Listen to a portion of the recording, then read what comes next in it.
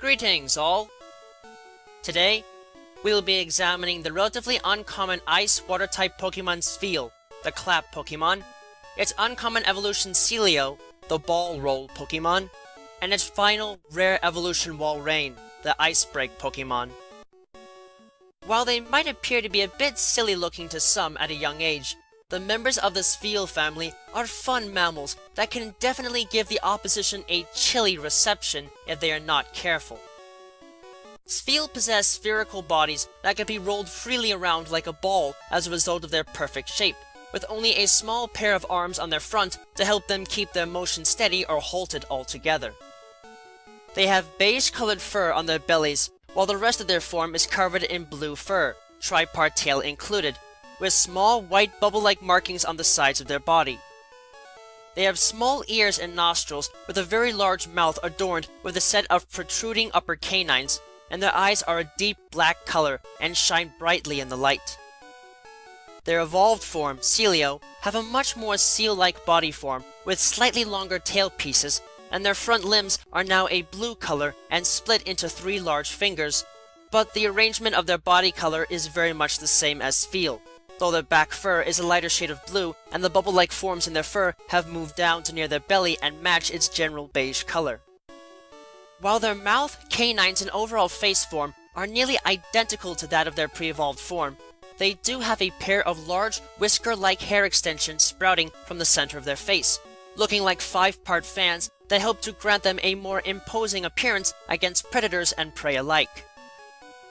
Finally, their fully evolved form, Walrein, have a similar body form as Sealeo, but their entire bodies are now a darker shade of blue, with a pair of newly developed back legs with the same number of digits as their front legs, and the tail has slightly fused in form, with white webbed structures attaching the 3 pieces together.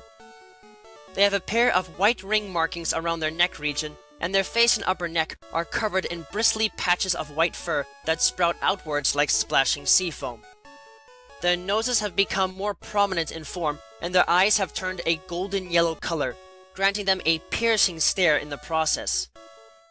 Finally, the small protruding canines that they possessed before have turned into a pair of massive tusks that they use for both intimidation and to deliver devastating physical attacks in close quarters, making them a dangerous threat to fight in such confined spaces.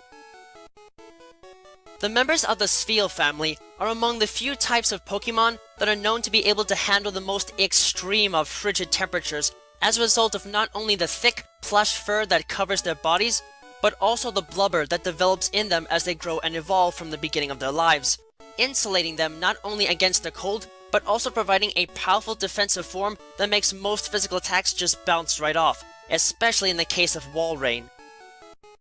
These beasts generally live on top of ice floes for most of their life, where they can loll about to their leisure when not hunting. Despite the fact that they can look a bit lazy in many circumstances, these creatures are fairly efficient hunters for the most part, diving deep into freezing water to acquire the fish that they feed on regularly, only spending as much time as they need to in the water to keep themselves from being targeted by the few nasty predators that roam the waters they occupy. While they generally prefer to stick to Arctic environments, these mammals have been known to live in otherwise tropical environments like the Hoenn region, when there are places where the temperature is unusually cold, though they still tend to be on the rare side in such areas. Thankfully though, this is rarely a problem for them, as they can handle warmer environments just as well as the cold, provided that they stay in the water and are not exposed on dry land for more than a few hours at a time. Although their access to water-type offenses is fairly limited, these creatures are still formidable beasts that can take some serious punishment in battle, and can more than prove to be a handful if their abnormally high HP levels cannot be broken through. Moreover, these creatures are unique for being one of the few types of Pokemon that can learn the devastating Ice Ball attack, a move that works exactly like Rollout, but with an Ice-type assignment, which can more than make them a threat when combined with the defense curl technique they can gain access to at birth. As a result of their blubber and their penchant for being able to thrive more effectively in cold environments, these creatures can possess thick fat and ice body as base abilities, while their penchant for only mating during certain parts of the year, and generally only within their own kind, living in large colonies, can grant them access to Oblivious as a hidden ability. As far as their stats go, in the case of Walrein, these massive animals have decent physical offenses to bear, but they are not as strong as they could be, and the large body mass makes them fairly slow, so their base attack and speed stats are below average for fully evolved ice and water type Pokemon. Everything else, though, is above average, especially their base HP stat, allowing these creatures to dish out a great deal of punishment and take it in turn, and ultimately prove to be a difficult force to overcome without strong, super effective attacks on one side. Although Spheal need to catch and eat fish like the other members of their family to survive, they are at a severe disadvantage due to the shape of their body.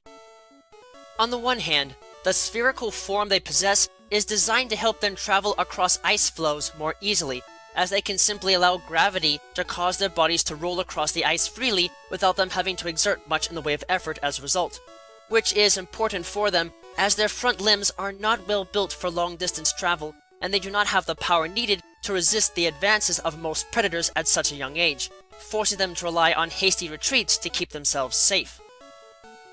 Unfortunately, this shape also makes them fairly poor swimmers, so getting any type of food can be very hard for them if they are not being taken care of by older members of their colony. However, when these creatures do manage to acquire some form of sustenance on their own, they generally react with great glee, clapping their small front limbs together forcefully and rapidly in excitement. This seems to have a joint effect on other Spheal, for if one of them starts to clap in joy, any others that are nearby will start to do the same to join in on the celebration, as will any others that hear and see them, and so on and so forth.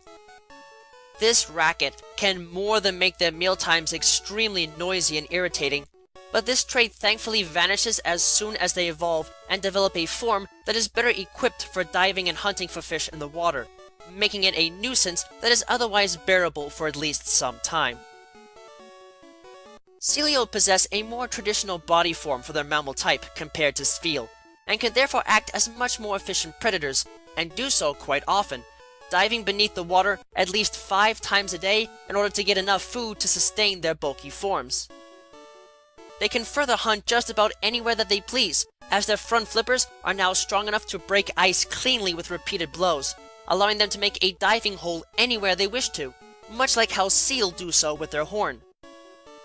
In addition, the development of a front pair of whisker-like extensions signifies the triggering of a hormonal change that makes these creatures less approachable than their pre-evolved form and more forceful with their actions, granting them access to the swagger technique immediately upon evolving.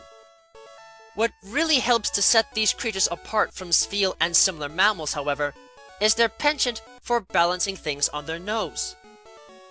These beasts have incredibly sensitive nerves near their nose that granted a heightened sense of touch, and Sealeo use this to their advantage by balancing things on their nose in order to identify their texture and odor, using that system as a way of identifying objects that they might come across. Not only does this provide them an incredible memory compared to similar animals, but it can further provide them a form of entertainment, as Sealeo that are bored have been known to balance Spheal on their noses for fun, which the accompanying Spheal generally enjoys as well. They can definitely be a bit more of a handful to take care of compared to Spheal, but Sealeo are still kind creatures that can definitely be worked with if one is willing to spend the time to do so with them, though it is recommended that they not be bothered while they are balancing something on their nose, as they have been known to lash out with their flippers and canines against those that interrupt their analyses or performances. Walrein are by far the strongest and most dangerous member of their family, and can more than prove to be a serious threat if they are not taken seriously. While their overall behavior is not that much different from that of Sealeo, these massive creatures are readily separated from them by the massive pair of tusks that they have developed from their upper canines.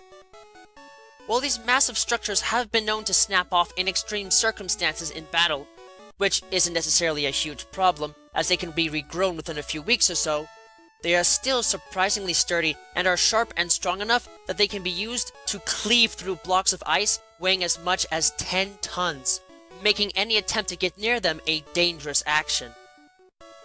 It is this impressive cutting and crushing power that allows these creatures to gain access to the Ice Fang attack immediately upon evolving, and with a bit of artificial help, they can further gain access to the powerful Crunch attack, allowing them to target certain types of opponents that are otherwise generally safe against the assaults of Water and Ice-type Pokemon. While they generally prefer to be benign towards other life forms when not hunting around a dozen times a day to sustain their large mass, these creatures can prove to be very territorial, and if their herd is threatened by another force, they will gladly attack said intruders to defend their group, and can be incredibly violent during these tussles, gouging out huge chunks of flesh in an effort to eliminate the threat or otherwise drive it away as quickly as possible. The fact that they can move at decent speeds in the water to chase away water-dwelling threats only serves to make them an even scarier force to have to face, and definitely not the kind of animal that you want to get on the bad side of. Though they might not come off as incredibly dangerous from the look of their form in most parts of their family, the members of the Spheal family are still useful mammals that can definitely bring a taste of the cold to any battle they are a part of.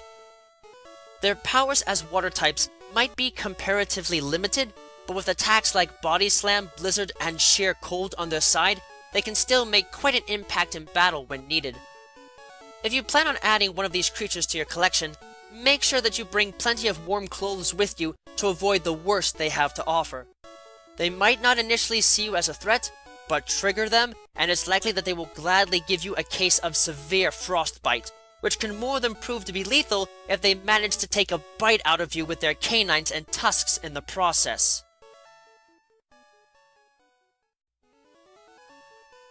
Thank you all for watching this video. It is always an honor to be able to speak with you all on the subject of Pokemon in a way that brings me great joy and happiness in my work. If you would like to keep tabs on past and future work, click that subscribe button, check out my work on DeviantArt, and don't be shy about following me on Twitter, where you can find pertinent announcements on upcoming work before it is officially posted. Links to both can be found in the video description.